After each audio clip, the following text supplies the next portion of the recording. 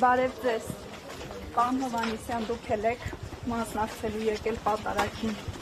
Տեղյակ եք, որ պատարագը մատուցելու է կարգալույց եղած քահանա պարոն Հովհաննիսյան։ Պարոն Հովհաննիսյան, դուք ֆեյք պատարագի սիրահար եք։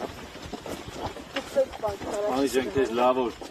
Պարոն Հովհաննիսյան, հիմա այսօր եկել եք Նիկոլ Փաշինյանին աջակցելու, իր հայտարարությունից հետո եք որոշել մասնակցել այս պատարագին։ Եկեղեցին դեռ փակ է։ Ներողություն, դուք մկրտված եք, ձեր երեխաները մկրտված են, ընդունում եք մայրաթոռը։ Չեմ խոսում, չեք հասկանում հայերը։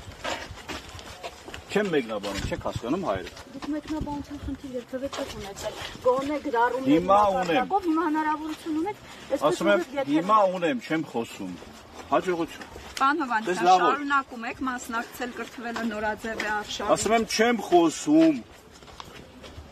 Հաջողություն։ Աննա Հակոբյանը օնլայն է, դասընթացների ձեզ հետ անցկացնում։ Պարոն Հովհաննիսյան, բայց ինչն էր այստեղ այդքան ծիծաղելի։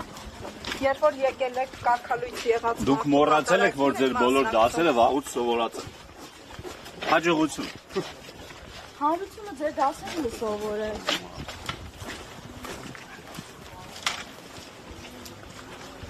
Փորձեցինք զրուցել Պաշտպանության նախարարության նախկին խոսնակ, իսկ այժմ